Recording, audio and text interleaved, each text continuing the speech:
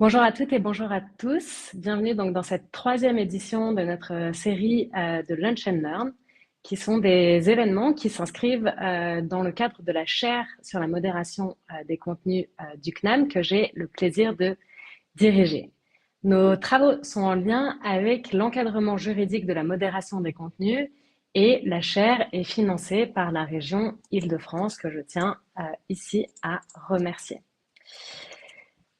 Aujourd'hui, je suis ravie d'accueillir Justine Atlan et Inès Legendre, qui sont respectivement directrices générales et chargées du plaidoyer de l'association e-Enfance. Et cette association, elle agit depuis 20 ans contre le harcèlement et les violences numériques à l'égard des jeunes victimes. Le 3018, qui est sa ligne téléphonique, permet à des écoutants spécialistes d'accompagner victimes et parents sur ces sujets essentiels. En novembre 2024, l'association a été reconnue par l'Arcom, qui est le régulateur français de la communication audiovisuelle et numérique, comme le premier signaleur de confiance. Mais qu'est-ce qu'un signaleur de confiance? Le statut de signaleur de confiance a été consacré par l'article 22 du règlement sur les services numériques, bien que certaines plateformes avaient déjà mis en place des programmes similaires. L'idée de ce statut est de reconnaître à des organisations expertes le pouvoir de signaler des contenus illicites auprès des plateformes en ligne. Les avis qui sont soumis par ces entités doivent être traités en priorité par les services en ligne. Je prends un exemple, une association qui signalerait à TikTok le partage sur sa plateforme d'une vidéo d'une jeune fille mineure qui serait très dénudée et partage qui serait évidemment effectué sans le consentement de la jeune fille. Dans ce cas, le signalement qui est effectué par le signaleur de confiance devrait être traité en priorité par TikTok. L'idée ici est que ces organisations sont en fait des habitués de la détection et du signalement de contenus illicites et ce statut leur reconnaît donc un véritable ancrage juridique. La place qui est accordée à ces entités vise à multiplier les acteurs qui sont impliqués dans l'assainissement des contenus qui circulent sur les plateformes et dont on sait qu'ils peuvent avoir des conséquences particulièrement graves et néfastes pour nos jeunes. Pour parler de leur mission et de leur statut, j'ai donc à nouveau le plaisir de céder maintenant la parole à Inès Legendre et Justine Atlan de l'association e-Enfance. Bonjour, bonjour à tous. Donc je suis Justine Atlan, je suis la directrice générale de l'association e-Enfance et donc du numéro 3018 et je vous remercie d'être présent avec nous ce midi pour partager voilà, notre historique pour en arriver au statut où nous sommes aujourd'hui et notre réalité quotidienne et avec effectivement voilà, des opportunités fortes grâce au DSA, mais aussi évidemment un certain nombre de limites sur lesquelles on travaille et qu'on va avoir plaisir à échanger avec vous. Et donc Inès Legendre est là en chargée de plaidoyer et va pouvoir participer à la présentation sur la suite voilà, de l'heure qui nous est accordée. Donc je vais commencer d'abord par vous présenter qu'est-ce que c'est que l'association e-Enfance et comment effectivement nous en sommes arrivés là. Donc comme ça vous a été expliqué, nous sommes une association qui a été créée il y a 20 ans. Donc l'association e-Enfance a été créée en novembre 2005, donc il y a bientôt 20 ans. Et l'unique objet de l'association était déjà à l'époque la protection des mineurs, donc des enfants et des adolescents, contre tous les risques liés à l'utilisation des technologies de l'information et de la communication. Donc, à l'époque, c'était un Internet qui n'a rien à voir avec celui d'aujourd'hui, mais c'était déjà l'idée que les mineurs, potentiellement, pouvaient être des utilisateurs de ces nouvelles technologies, mais qu'il fallait être vigilant sur la préservation de leurs droits spécifiques et donc notamment de leur incapacité juridique, mais aussi évidemment de toute la protection auquel ils ont droit et dont on avait l'intuition évidemment que l'environnement numérique n'était pas forcément très, très favorable. Parce qu'il faut se rappeler qu'Internet en 2005, c'était une connexion qui se faisait majoritairement avec un ordinateur fixe ou portable, mais beaucoup fixe. Et qu'à l'époque, on n'était pas encore dans ce qu'on a appelé plus tard le web 2.0, c'est-à-dire c'était vraiment de la consultation essentiellement de contenu. Et déjà à l'époque, je dirais que la cause principale sur laquelle on s'était déjà créé était, ce qui est toujours le cas malheureusement aujourd'hui, l'exposition potentiellement permanente des mineurs au contenu pornographique, qui sont l'incarnation la plus criante, je dirais, de contenus qui sont réservés donc aux adultes, donc interdits aux mineurs, mais qui sont pour autant totalement consultables sur Internet par tous les mineurs qui souhaitent y accéder. L'association s'est vraiment créée sur ce sujet-là, avec également une activité très forte à l'époque sur ce qu'on appelait MSN, donc déjà des messageries privées en réalité, et des blogs dont la France était un grand utilisateur, et avec des risques plutôt liés à de la pédocriminalité et des prédateurs sexuels à l'époque, et puis une activité de jeux vidéo qui commençait à être assez présente, sans difficulté en tant que telle, mais avec ce qu'on appelle les MMORPG, donc les jeux en ligne massivement multijoueurs qui avaient déjà qui posaient déjà quelques questions de consommation excessive assez compliquées à limiter dans le temps et qu'on retrouve aujourd'hui sur d'autres usages. Donc l'association s'est vraiment créée sur cette thématique-là de protéger les mineurs sur Internet et de participer évidemment à une éducation plus large des adultes aux usages numériques des jeunes et puis évidemment aux jeunes eux-mêmes pour leur permettre de profiter des opportunités de ces nouvelles technologies, mais à nouveau en préservant vraiment leurs droits. Donc l'activité s'est créée dans un premier temps sur la prévention, qui est vraiment dans notre ADN et qui est notre façon d'aborder le sujet, évidemment, qui est d'abord d'informer les enfants sur la vie numérique qu'ils peuvent côtoyer et d'informer les parents et tous les professionnels qui prennent en charge l'enfant en dehors de sa sphère familiale sur effectivement la réalité des usages numériques et comment on peut permettre aux jeunes d'en profiter sans y rencontrer des risques. Et puis notre activité a été vraiment bouleversée par l'arrivée à la fin des années 2000, début des années 2010, de deux usages qui ont complètement révolutionné l'usage numérique, qui ont été la création du smartphone avec l'iPhone et la création du réseau social avec Facebook. Et évidemment, ces deux créations simultanées ont bouleversé les usages. On en a encore aujourd'hui, je dirais, à cette façon de subir cette révolution qui a été la mobilité absolue avec cet outil qu'on a en permanence et cette capacité de façon immédiate et virale et massive de pouvoir communiquer, échanger, partager à tout moment, à tout instant avec tout le monde et pour l'instant, quel que soit l'âge, puisque évidemment le gros problème sur le numérique est toujours que n'ayant pas de vérification de l'âge des utilisateurs, mineurs comme majeurs se côtoient sans aucune distinction, à la fois en termes de consommation, d'exposition, de partage et de communication. Parallèlement, la Commission européenne finalement a été très novatrice puisqu'elle s'est très tôt emparée de ces questions de réseaux sociaux, d'usage numérique des jeunes, et elle a lancé un programme, le Safer Internet, qui, dès la fin des années 2000, a prévu la création de helplines au niveau européen et d'un programme de cofinancement qui permettait à tous les pays d'Europe de créer ce qu'on appelait une helpline, c'est-à-dire un numéro de téléphone accessible pour les éducateurs, les parents, les professionnels et les enfants et les adolescents sur toutes les questions liées au usage numérique. L'association e-Enfance a été missionnée en France pour créer cette helpline. Et donc, depuis 2008, on a créé petit à petit un service qui aujourd'hui s'appelle le 3018 et qui est le numéro national contre le harcèlement et les violences numériques. Et ce service, pas à pas, a profité de cet outil qui a été offert par la Commission européenne de pouvoir créer un numéro d'accès pour entrer en contact avec les plateformes. Donc, la première a été Facebook, puis YouTube, puis ensuite les autres, et de mettre en place avec elles un système de signalement prioritaire pour pouvoir leur signaler des contenus, essentiellement à l'époque de cyberharcèlement, que pouvaient côtoyer des jeunes mineurs et sur lesquels, effectivement, il peut y avoir des risques réels d'urgence vitale dans le pire des cas.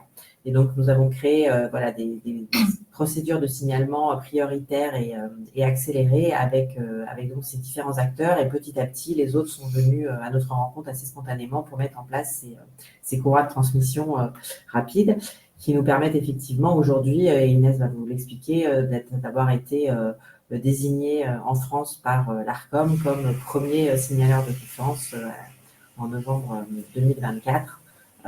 Qui consacrait en réalité, en ce qui nous concerne, une activité que nous avions récurrente et quotidienne depuis plusieurs années et qui nous a permis donc de créer ces passerelles avec les réseaux sociaux, mais aussi au niveau français, des signalements prioritaires de même nature finalement avec des institutions au niveau français qui pouvaient prendre en charge des mineurs qui étaient en difficulté sur les plateformes, mais aussi ailleurs.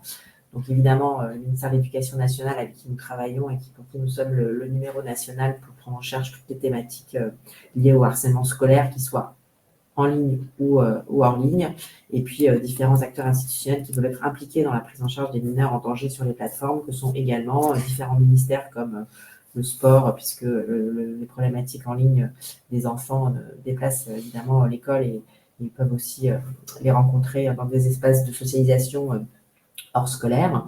Et puis également, malheureusement, les services sociaux auxquels nous sommes parfois amenés à signaler des situations de problématiques plus familiales. Également la police de l'Internet, Pharos notamment, avec qui nous sommes également conventionnés. Et puis dans une prise en charge plutôt en aval en termes de psychologie, nous sommes également conventionnés avec les maisons des adolescents pour que voilà, les adolescents en souffrance qui ont besoin d'être pris en charge puissent être adressés par nos soins sur ces maisons d'adolescents qui sont présentes partout sur le territoire national dans chaque département, et nous formons ces professionnels également.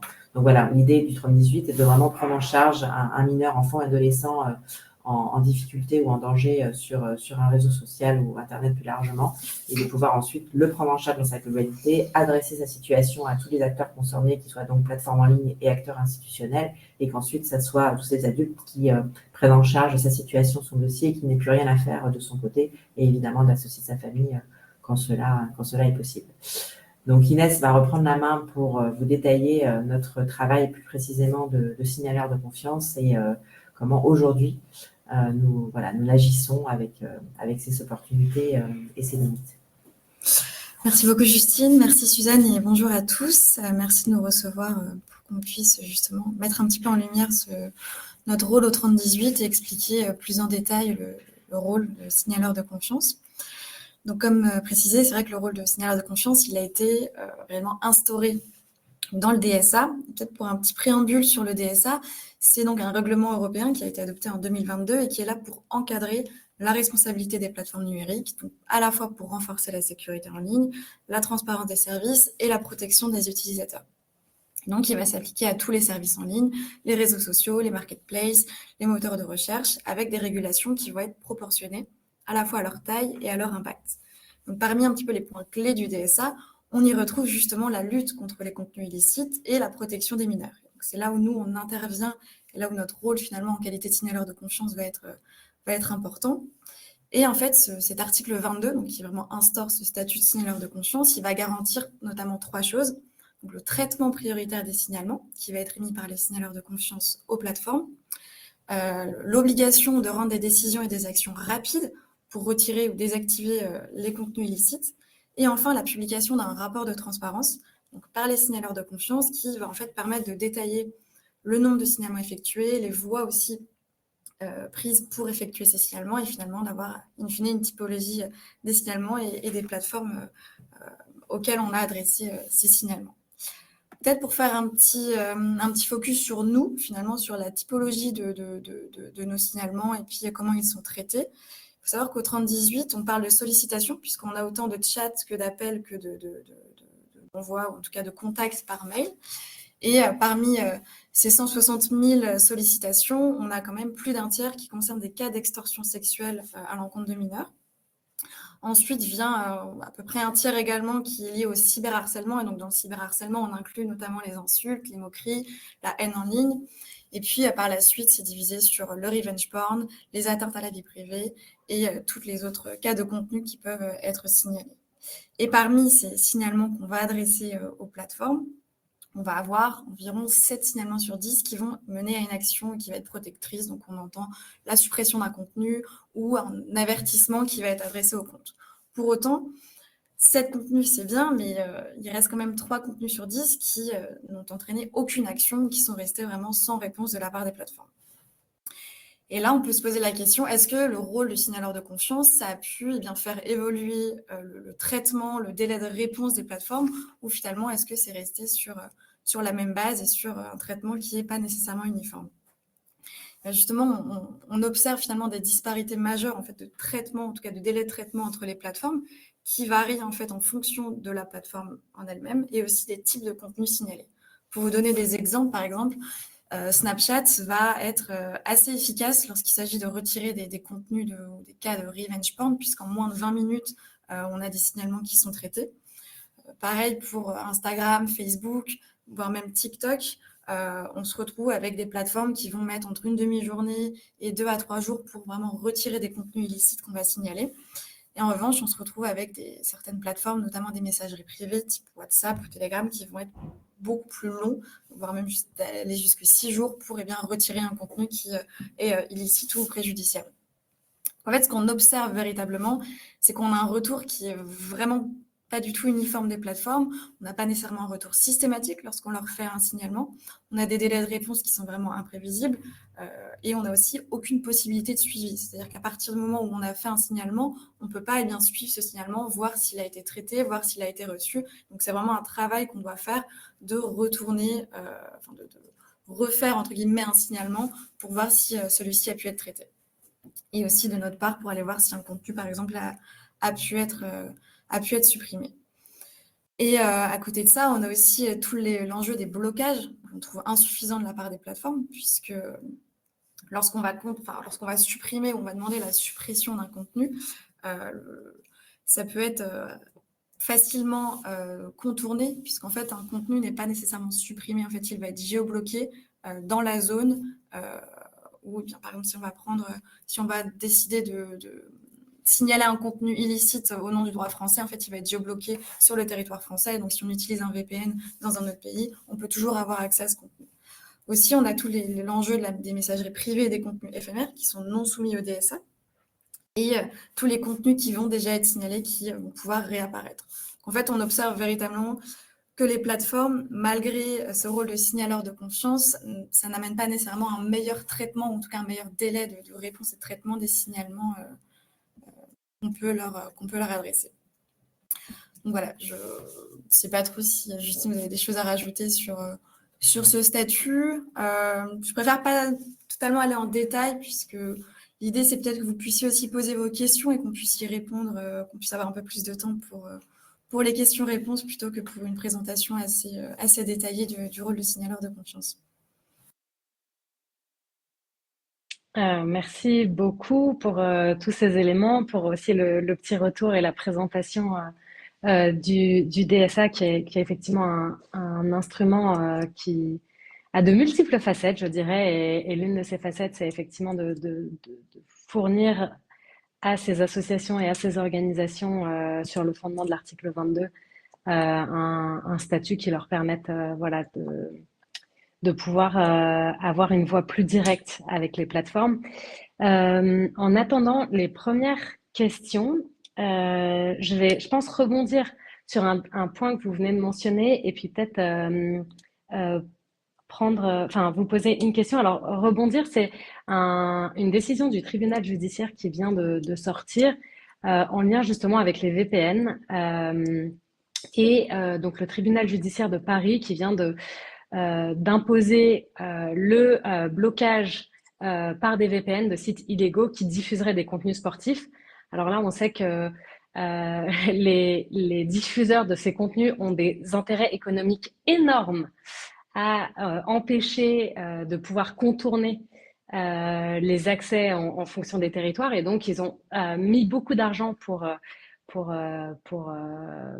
poursuivre et pour faire ces procédures. Et donc, je me dis que si on essaye de faire une petite transposition dans nos domaines où il y a souvent beaucoup moins d'argent de la part des associations, ça pourrait être intéressant de voir si cet outil-là, en tout cas cette décision, pourrait pas se transposer. C'est une décision du 15 mai 2025 du tribunal judiciaire de Paris.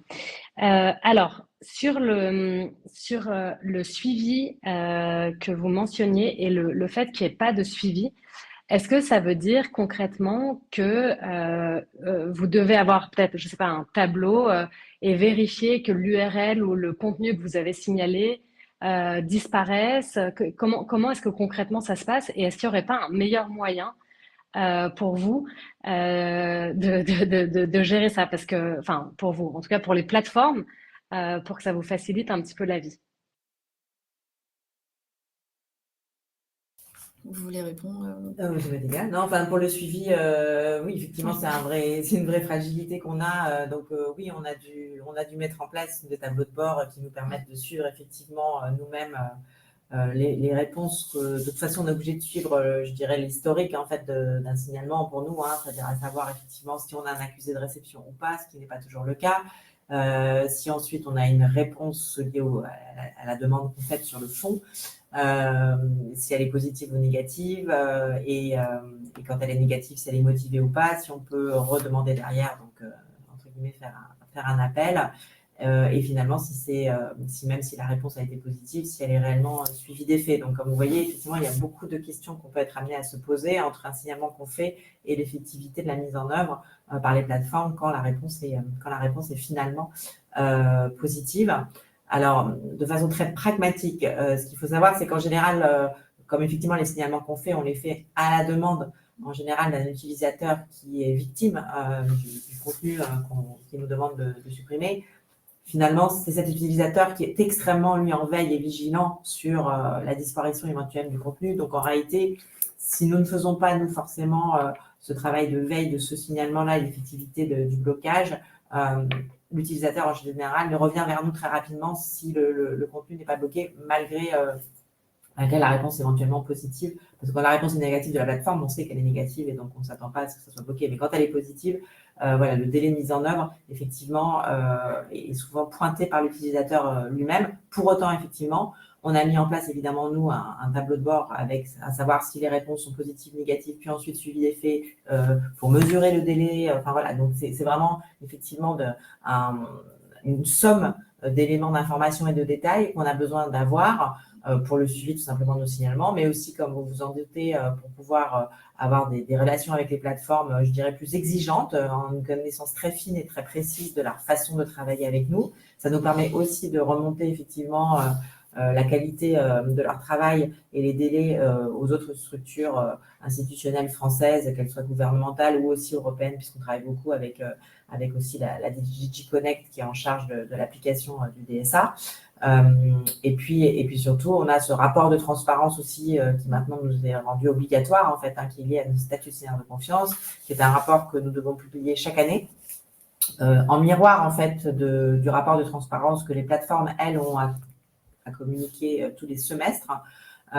Et donc, les signataires de confiance doivent rendre un rapport de transparence qui doit être le plus nourri effectivement d'éléments, puisque ça permet aux régulateurs français, en l'occurrence l'ARCOM, et aux régulateurs européens pour les très grandes plateformes qu'est la Commission européenne, d'avoir un regard justement croisé sur la réalité de la mise en œuvre du signalement et de la modération des plateformes grâce aux retours qu'on va en être fait. Et évidemment, ce rapport de transparence, on va le nourrir beaucoup de tous ces éléments de suivi en fait de nos signalements en termes, encore une fois, d'accusé-réception, de délai de traitement, de réponse positive ou négative, de délai ensuite de blocage quand c'est positif. Enfin, voilà.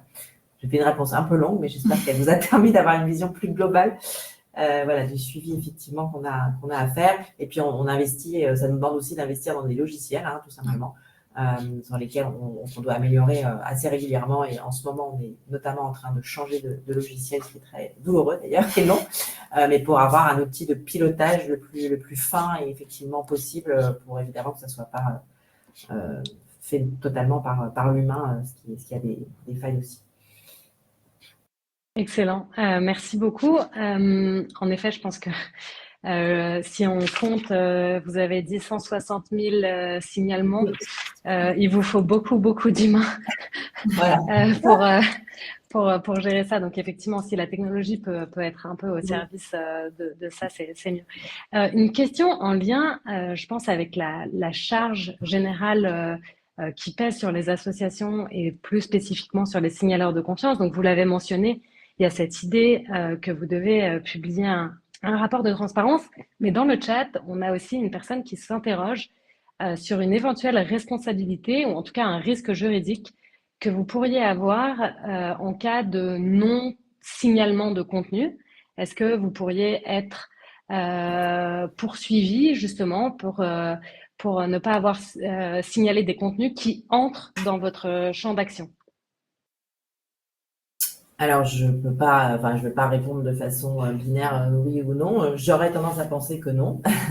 Parce que en fait, déjà l'esprit du texte du TSA et du signaleur de confiance, c'est que donc ça ouvre un droit finalement effectivement aux utilisateurs d'avoir recours éventuellement à ces signaleurs de confiance qui sont une capacité de signalement donc plus efficace théoriquement que l'internaute lambda qui conserve son droit de signalement qu'on a tous sur les plateformes, mais qui effectivement, s'il souhaite, pour une raison de gravité de ce qui, ou de durée de ce qu'il subit comme préjudice, ou parce qu'il a déjà signalé directement à la plateforme et qu'elle n'a pas agi et que donc il veut avoir effectivement un recours maintenant assez rapide et immédiat qui passe par nous, mais donc ça reste un droit qui est ouvert. En revanche, en face, les plateformes ont une obligation maintenant et un devoir d'avoir prévu effectivement dans leur service de modération un accès aux signaleurs de confiance. Et ça, c'est très nouveau.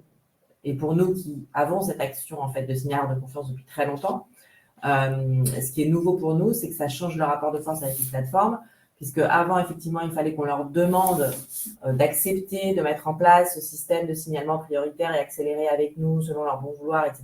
Ce qu'on a réussi à construire depuis 10 ans et voilà favorablement. Mais aujourd'hui, on voit bien que le rapport de force s'est inversé, puisqu'aujourd'hui, quel que soit le service de communication en ligne, dès lors qu'il opère au niveau effectivement européen, il est obligé de prévoir un accès pour les signaleurs de confiance. Et donc nous, si on a un internaute qui nous signale mineur un contenu préjudiciable, qu'on va sur ce service de communication qu'on peut ne pas connaître, qui peut être nouveau, pour lequel en tout cas on n'est pas encore eu d'interaction avec, et qu'on se rend compte qu'il n'y a aucun moyen pour nous, en tant que signaleurs de confiance, de leur signaler, là ils sont défaillants. Et là, c'est eux qui peuvent être éventuellement évidemment sanctionnés au regard du DSA par l'ARCOM, le régulateur français ou la Commission européenne pour les plus grandes plateformes. Voilà. Mais nous, on n'a pas un devoir de connaissance absolue, comme vous en doutez, vous êtes juriste, de connaître à un instant T tout effectivement les infractions qui seraient commises sur Internet. Donc, on est au courant que quand on signale, on n'est pas une plateforme, donc on n'est pas non plus tenu par l'obligation de la LCEN et donc on n'a pas obligation d'agir quand on est là. Maintenant, on est une association de protection de l'enfance. On doit effectivement, évidemment, quand on est mis au courant d'un enfant qui subit un préjudice, le signaler à qui de droit. Alors là, on n'est pas fonctionnaire, mais on pourrait dire qu'on est un peu comme sous l'article 40. Et donc, dans tous les cas, évidemment, dès lors qu'on est au courant, qu'on est mis au courant de façon officielle et signalé via le 3018 par effectivement une situation, on va évidemment tout de suite la communiquer aux plateformes, mais comme je vous l'ai dit aussi à d'autres acteurs qui peuvent être concernés, de la même façon que ce qui n'est pas le sujet du jour, mais quand on est mis au courant par une famille qu'un élève subit du harcèlement à l'école, on va immédiatement signaler évidemment à l'éducation nationale que dans cet établissement, en ce moment, un enfant subit du harcèlement et qu'il doit donc agir. Voilà, je ne sais pas si j'ai répondu complètement, mais j'ai essayé d'apporter. Non, je pense qu'effectivement, ça me semble une réponse particulièrement riche. Je rajouterais peut-être que le risque qui est présent pour les signaleurs de confiance en cas de manquement au signalement, c'est de perdre ce statut en réalité. Je pense que plutôt qu'une responsabilité juridique pour manquement au fait d'avoir signalé des contenus, ça serait plutôt le régulateur qui a nommé ce signaleur de confiance de dire en fait, on constate que vous avez plutôt tendance à ne plus faire le rôle qui vous a permis d'obtenir ce statut, donc on vous retire ce statut. Mais effectivement, la responsabilité, il faut bien l'avoir en tête, elle pèse sur les plateformes et le fait qu'il y ait eu un signalement de votre part déclenche la connaissance qui permet derrière de déclencher leur responsabilité. Donc ça, c'est effectivement un point vraiment important. Je trouve ça super intéressant. Et à l'inverse, ce que vous dites, notre statut de signaleur de confiance pourrait aussi nous être retiré si on avait des signalements excessifs aux plateformes. C'est-à-dire que le signaleur de confiance, il doit vraiment être professionnel à l'endroit où il est et être rigoureux, évidemment, juridiquement sur la qualification des contenus qu'il signale. Et de la même façon que si on effectivement signalé, on pourrait avoir le retrait de notre statut, mais de la même façon, si il y aurait une tendance à du signalement excessif et abusif sans rigueur juridique, etc., ça pourrait aussi nous être retiré puisque l'Europe a prévu dans le DSA le signaleur de confiance qui participe en fait à sa place à cette régulation globale. On est un acteur de régulation qui travaille avec les autres et c'est cette architecture qui effectivement met en œuvre la régulation. Donc on participe pas, on est un élément, pas le seul, mais on doit du coup participer à cette mise en œuvre et les plateformes finalement sont co-actrices aussi, elles le subissent mais elles sont co-actrices et donc l'idée c'est dans une dynamique positive et concrète de pouvoir effectivement faire en sorte qu'elles appliquent leurs obligations, mais pas non plus effectivement d'avoir des acteurs signaleurs de confiance qui soient abusifs dans leur démarche, qui finalement seraient contre-productifs également et freineraient finalement la mise en œuvre concrète du DSA par les plateformes. Voilà. Donc, on a cette responsabilité-là, je dirais, aux deux endroits.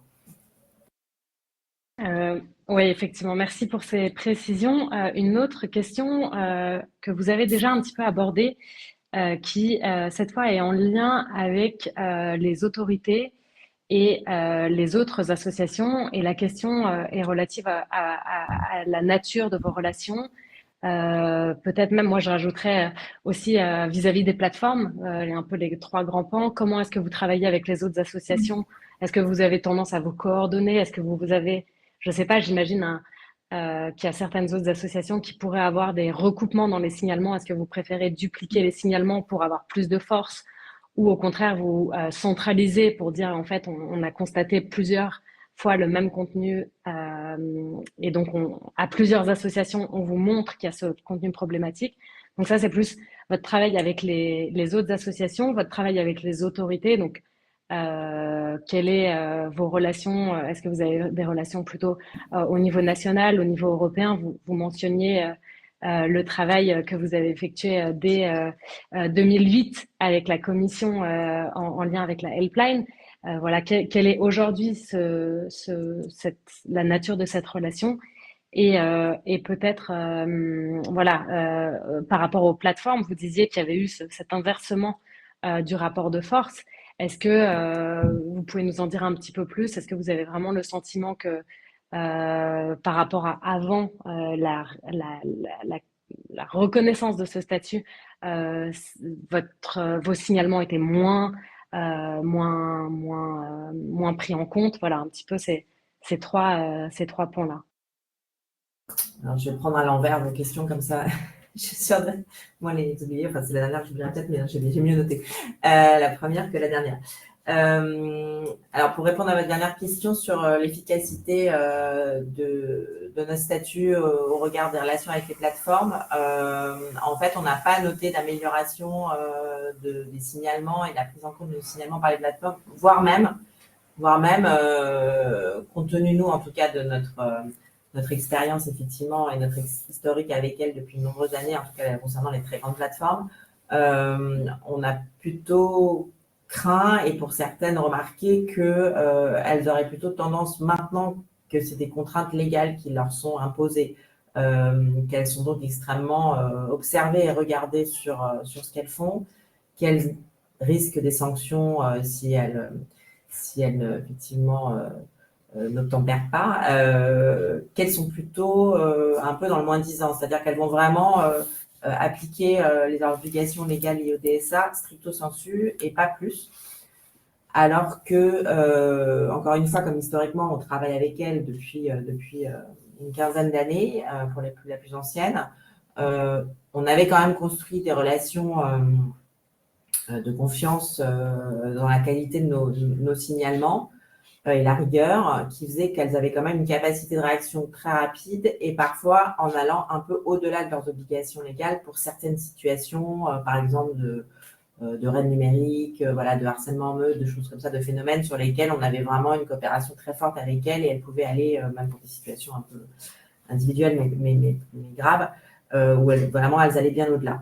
Maintenant, c'est vrai qu'on a plutôt, alors, et de la même façon, alors ça échappe un peu au DSA, mais sur les logiques de contenu, sur des messageries privées, des choses comme ça, voilà, on avait des coopérations parfois assez fortes. On a plutôt l'impression que la mise en place d'une nouvelle régulation les tend un peu et les restreint, je dirais, voilà, par rapport à ce que nous, on pouvait constater. Maintenant, pour autant, le DSA est une vraie avancée. Le fait que beaucoup de signaux de confiance puissent exister, que tout ça soit effectivement transparent au regard de tous et de tragique, évidemment que globalement et massivement sur le long terme, c'est une vraie avancée. Mais nous, ponctuellement, dans notre travail qui, encore une fois, préexistait à la régulation, voilà, pour l'instant, c'est pas une amélioration. Pour autant, à nouveau, on s'en sert au contraire, nous, pour se dire que maintenant qu'elles ont ces obligations-là qui sont visibles, que notre travail partagé va être transparent et visible de tous, on va plutôt, nous, les pousser dans leur retranchement pour peut-être être plus exigeants encore plus, leur demander plutôt d'aller au-delà du DSA, notamment les très grandes plateformes, parce qu'on sait qu'elles savent appliquer le DSA. En réalité, elles l'appliquent déjà avec nous depuis longtemps. Donc, nous, ce qu'on souhaite, c'est qu'elles aillent beaucoup plus loin, en tout cas les très grandes, pour continuer à tirer leur industrie vers une meilleure protection des mineurs en ce qui nous concerne, et que donc plutôt devrait avec elles pour qu'elles voilà, pour qu'elle s'améliore. Et on continue à travailler avec elle en parallèle, ce qu'on a toujours fait, c'est-à-dire qu'il y a effectivement le signalement qui est le travail qu'on fait avec leur service de modération majoritairement hébergé en Irlande, mais on travaille avec leurs services de safety qui sont parfois en Irlande, parfois en Angleterre, parfois aux États-Unis.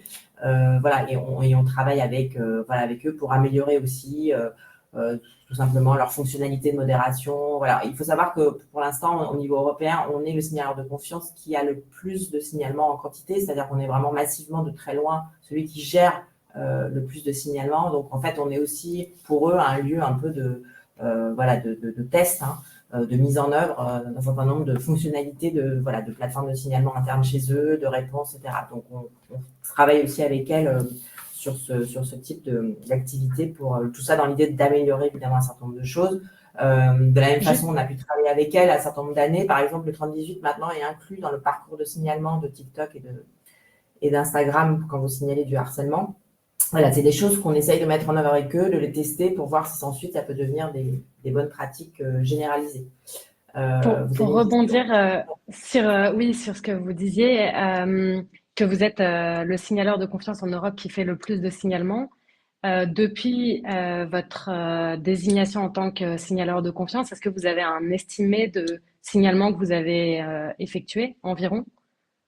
Alors, depuis notre désignation, je ne l'ai pas forcément en tête. Il faudrait que je fasse un calcul rapide ça se compte en jours, puis en semaines, puis en mois. Donc, peut-être que Inès va le faire pendant que je vous parle. Ouais. Mais puisqu'on effectivement, on a été désigné à la fin de l'année 2024. Donc là, ça doit faire 6 mois environ d'activité. Donc, si je divise par deux, ça ferait à peu près la moitié d'une année. Sachant qu'Inès vous parlait de 160 000 sur une année. Ça fait à peu près ça. Après, encore une fois, nous, ça ne nous a pas changé pour notre activité, parce que ça, c'est peut-être un autre sujet qu'on pourra aborder plus tard, mais il n'y a pas beaucoup de communication qui est faite au grand public en réalité sur en fait, ce nouveau droit, entre guillemets, à nouveau qu'a chaque citoyen d'avoir recours à un signaleur de confiance. Je pense que ce n'est pas forcément très, très connu. Enfin, je ne sais pas si le terme signaleur de confiance doit rester, je ne sais pas s'il est très appréhendable pour les citoyens. Enfin voilà, tout ça, il faut que ça se réfléchisse, mais il y a une vraie pédagogie à faire, en tout cas peu importe comment ça s'appelle, sur effectivement ces nouveaux droits et qui peut effectivement être l'interlocuteur au niveau national. Et l'esprit du texte du DSA considère qu'il faut qu'il y ait un nombre limité justement de signaleurs de confiance dans chaque pays pour qu'à nouveau ça garde son efficacité, puisque encore une fois c'est vraiment de façon très pragmatique un outil efficace. Mais il faut qu'il soit facilement identifiable par les utilisateurs, donc un nombre restreint, et aussi qu'ils aient un pouvoir évidemment vis-à-vis des plateformes, et leur nombre restreint va aussi dans ce sens-là. Maintenant, pour les autorités, c'est vrai qu'on a forcément très rapidement mis en œuvre une collaboration avec les autorités nationales. Alors d'abord évidemment avec la Commission européenne, puisqu'elle nous a initiés il y a très longtemps, puisqu'elle a mis en place très tôt un programme sur la sécurité des mineurs en ligne. Elle a été assez proactive pour effectivement construire, même il y a très longtemps, des principes directifs sur l'encadrement, des fonctionnalités et de suivre aussi la mise en œuvre par les plateformes. Donc ça, elle a un historique assez fort là-dessus.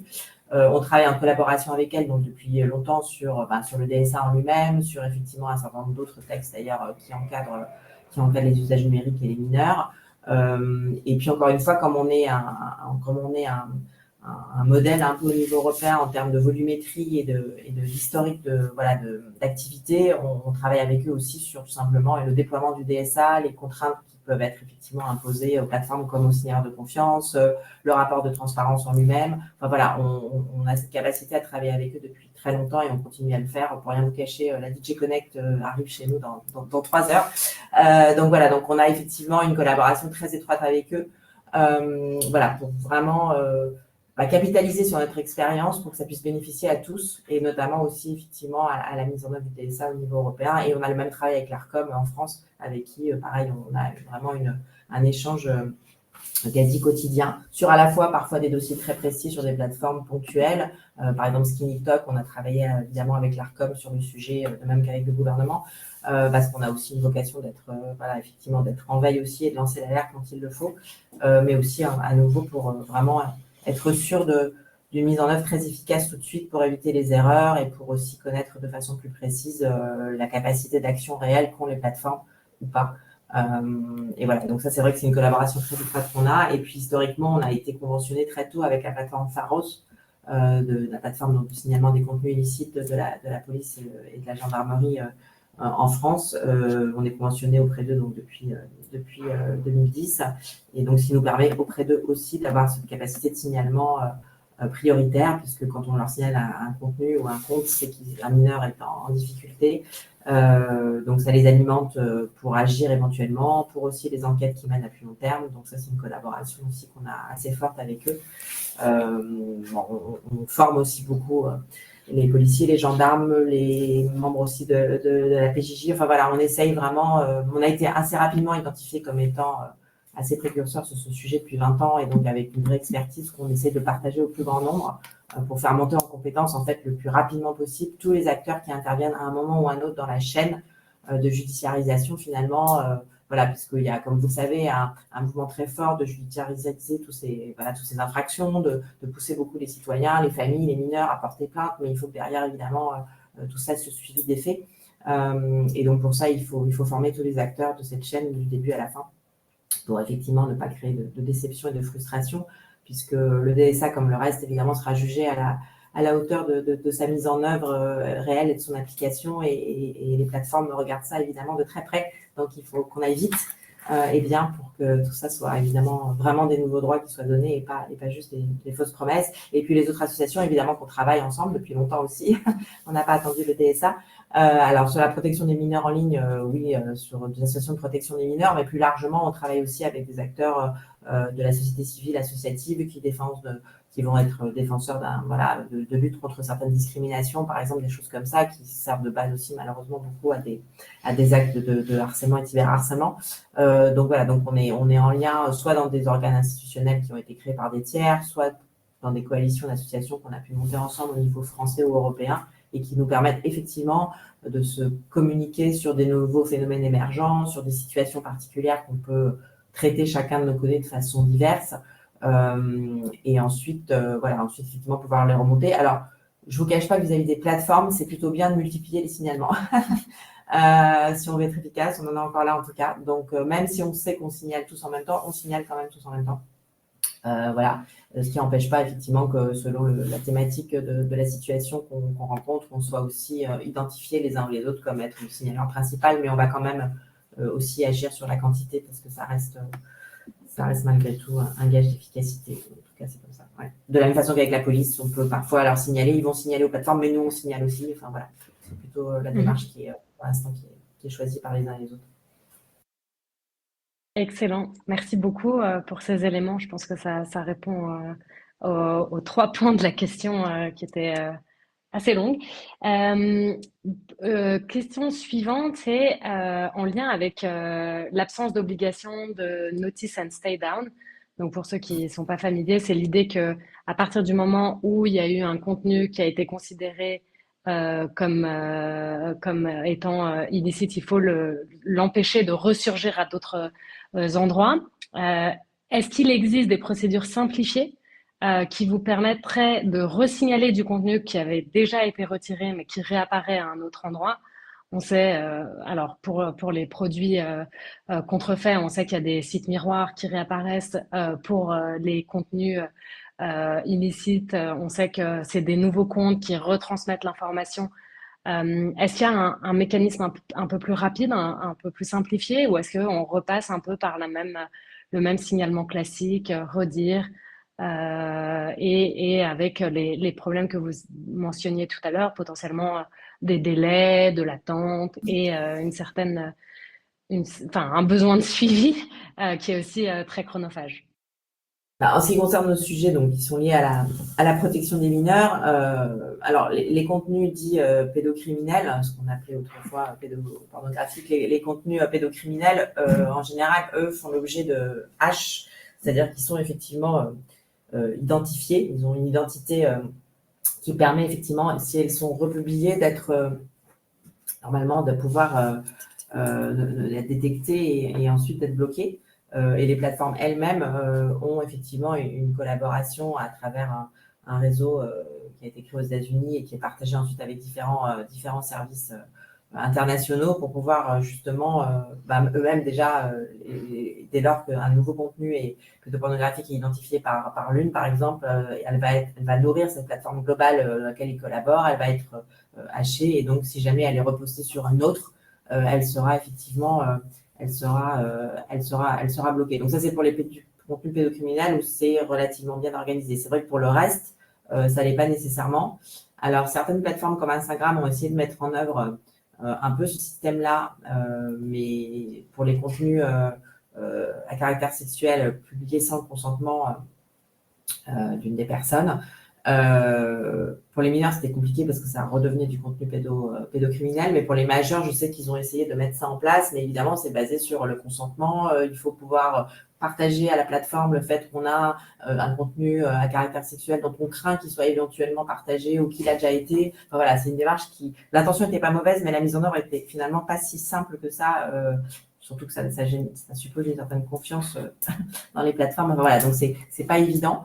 Et nous, c'est vrai qu'on n'a pas encore ces outils-là, mais effectivement, c'est des travaux qu'on a en cours de voir comment on pourrait, voilà, effectivement, pour être plus efficace, mettre en place ces systèmes-là avec déjà entre signaleurs de confiance et avec les plateformes, évidemment. Mais pour répondre aussi à votre question sur les sites miroirs, comme vous l'avez très bien dit en faisant votre premier point sur la décision du tribunal judiciaire de Paris sur les VPN qui ne nous avait pas échappé. La protection des mineurs n'est pas traitée de la même façon que la protection des intérêts effectivement financiers. Ça nous a pas échappé depuis de nombreuses années. Donc effectivement, il y a beaucoup de choses qui sont mises en place pour la lutte contre le piratage, que ce soit des droits ou de la contrefaçon, ou voilà tout ça, qui ne sont pas mis en place pour la protection des mineurs, typiquement de façon très… vraiment, c'est un outil dont je vais vous parler, mais c'est l'exemple. Ça fait des années qu'on demande aux plateformes de pouvoir signaler via leur API, c'est-à-dire de ne pas passer par un mail qu'on leur envoie ou une plateforme tierce pour leur signaler des contenus, qu'on puisse directement, qui nous ouvrent leur API et qu'on puisse directement leur signaler les contenus, etc. Ils refusent complètement en disant que c'est impossible. Or, on sait que c'est tout à fait possible puisqu'ils l'ont fait et ils l'ont mis en œuvre pour le signalement des contenus effectivement de piratage et de contrefaçon. Donc voilà, donc il y a quand même une inégalité de traitement très fort sur la protection des mineurs par rapport à d'autres intérêts financiers. Donc ça fait partie aussi malheureusement des luttes qu'on doit mener, qui nous écartent un peu de notre sujet central, mais qu'on doit mener, ouais, absolument. Non, absolument, c'est très intéressant ce que vous mentionniez, l'argument de, en fait, c'est trop compliqué, on peut pas vous mettre à disposition notre API, mais quand même, quand il y a des intérêts économiques, on le fait. Et d'ailleurs, un match de foot dure 90 minutes, bon, peut-être un peu plus parfois, mais en fait, si il n'y a pas ce blocage très rapide, l'intérêt économique, il est atteint immédiatement. Et donc là, c'est intéressant de voir que tout à l'heure, vous mentionniez qu'il fallait parfois plusieurs jours pour obtenir le retrait de certains contenus. On n'est pas dans cette dimension-là quand on voit des intérêts économiques, et je vous rejoins complètement. C'est parfaitement regrettable, et j'espère que vous arriverez à pousser pour qu'il y ait une égalité de traitement. Peut-être encore une ou deux questions. Il y avait donc un peu plus en lien avec la proportion éventuellement. Est-ce que la question c'était sur tous les signalements que vous recevez, quelle proportion émane de mineurs ou concerne des mineurs? Donc voilà. Et comment les utilisateurs vous connaissent? Et est-ce que vous considérez que les utilisateurs connaissent suffisamment l'existence et le rôle de signaleur de confiance? Vous en avez déjà un petit peu parlé, mais peut-être un ou deux éléments supplémentaires. Alors, concernant effectivement, les signalements qu'on reçoit, ils concernent tous des mineurs. En plus, on est obligé de faire un trajet d'accès.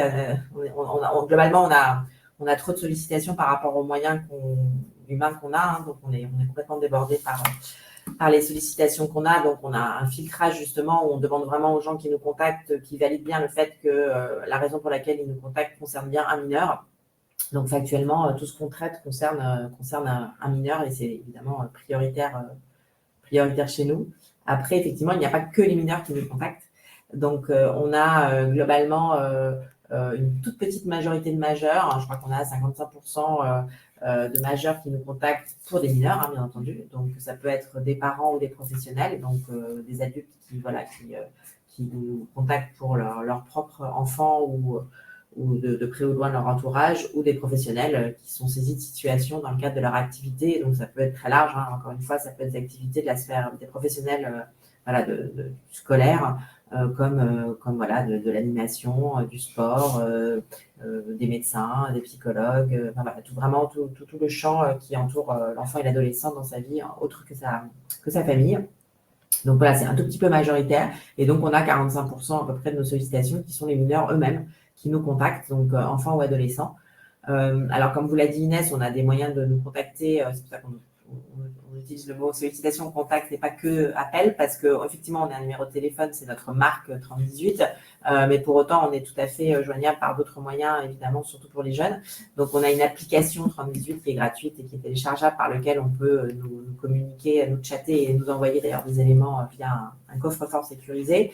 Et sinon, on est accessible sur des chats, voilà, sur Internet, sur tous les réseaux sociaux, etc., qui nous permettent de nous contacter. Et donc, évidemment, dans 45% des jeunes qui nous contactent, 90% nous contactent par ces moyens de communication autres que le téléphone, qui est beaucoup plus naturel pour eux. Puis surtout, qu'il y a un prolongement direct de la sphère numérique dans laquelle ils sont en général violentés et donc dans laquelle ils veulent nous alerter. C'est aussi pour ça qu'on demande depuis très longtemps aux plateformes d'intégrer finalement dans chaque plateforme un bouton, alors 3018 en France, mais on a des homologues maintenant partout en Europe et donc voilà, qui le localisent dans chaque pays ensuite, mais il faut vraiment que les mineurs puissent avoir accès au signalement de confiance qui leur est dédié de façon rapide et immédiate sans avoir à nous chercher par ailleurs.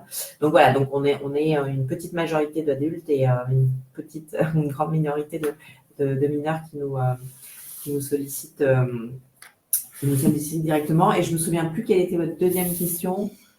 C'était Est-ce que vous avez oui, sur la l'impression notoriété. que... C'était sur la notoriété, oui, entre global, pas que de nous, mais du signal de confiance. C'est vrai que voilà, c'est vrai qu'effectivement, si on sort de notre écosystème, je pense que c'est pas du tout connu la notion même de signaleur de confiance. Encore une fois, peu importe le nom, déjà, c'est l'idée même de ce que ça suppose.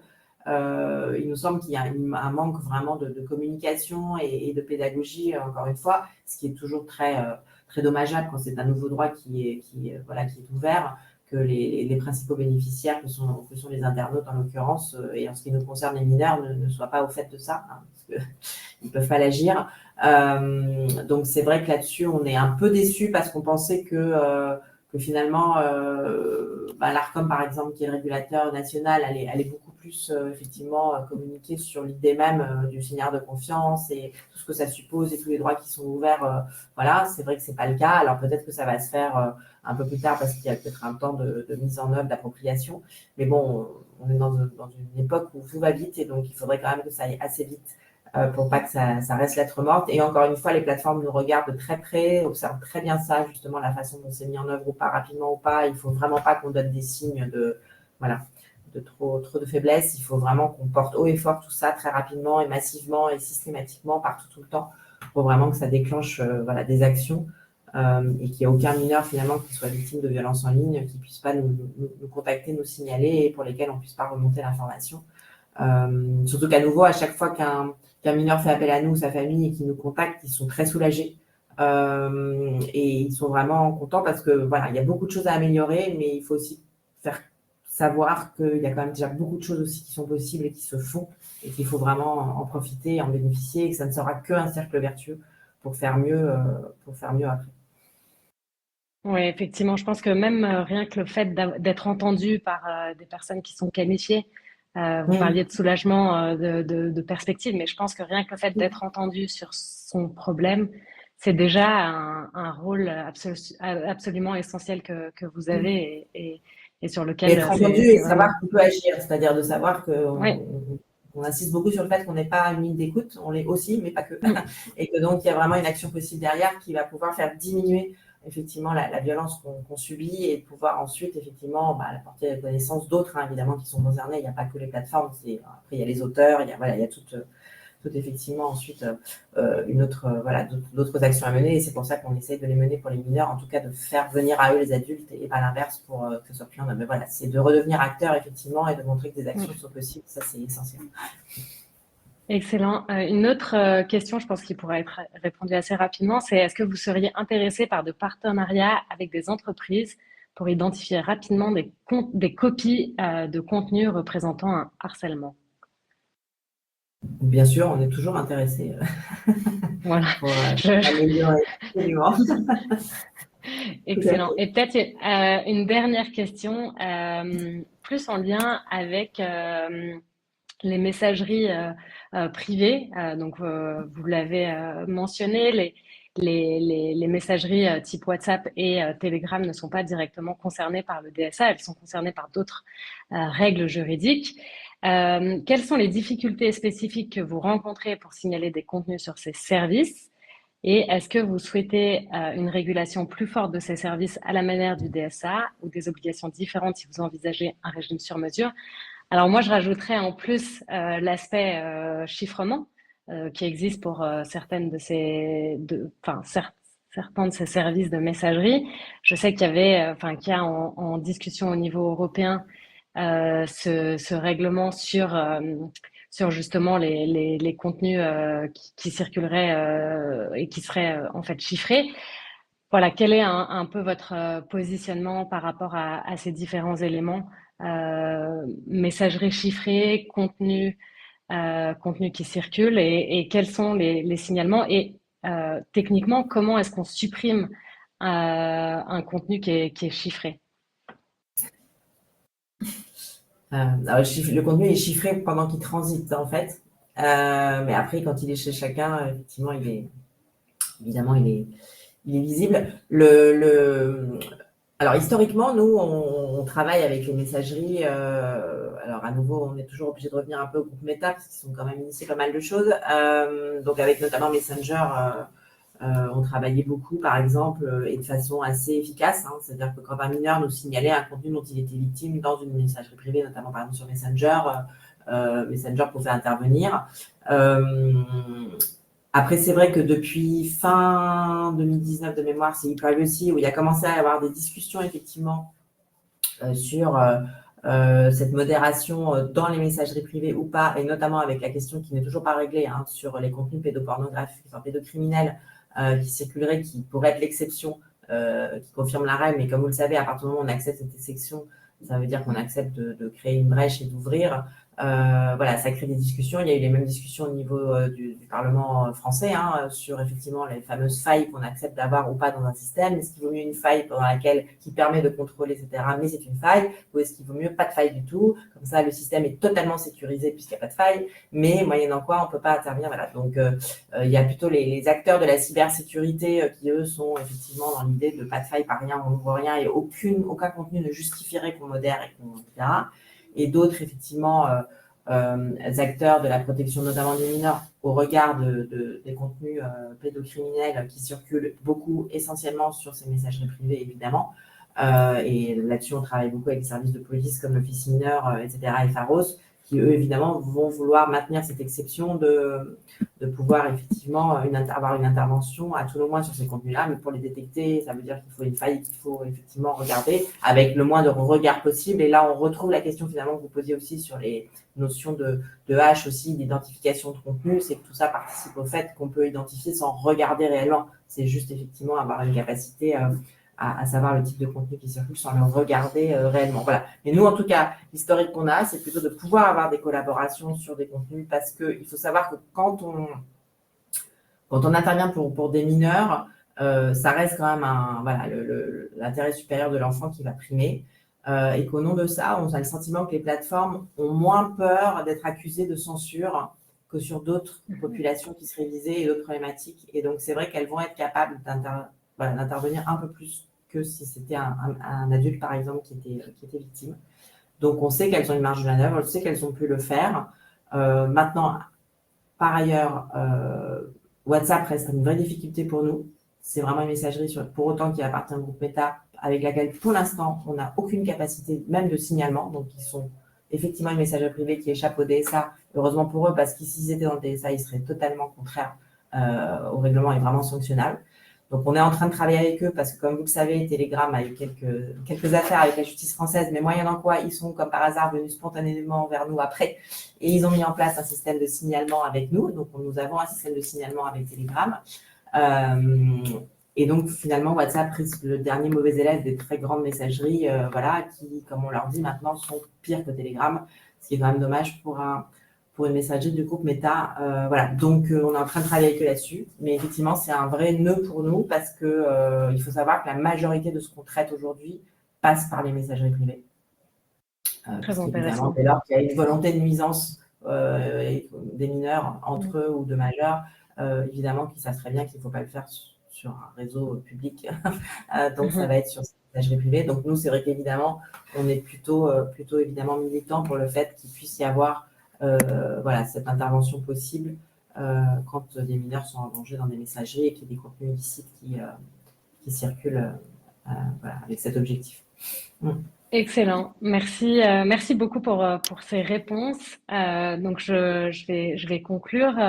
Je tiens à nouveau, évidemment, à vous remercier toutes les deux et aussi à remercier l'association e-Enfance et toutes les personnes qui travaillent au quotidien pour faire de la protection des mineurs une réalité en pratique.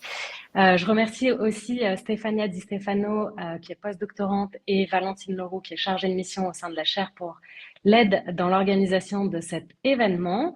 Je vous rappelle que le prochain Lunch and Learn se tiendra le mardi 1er juillet.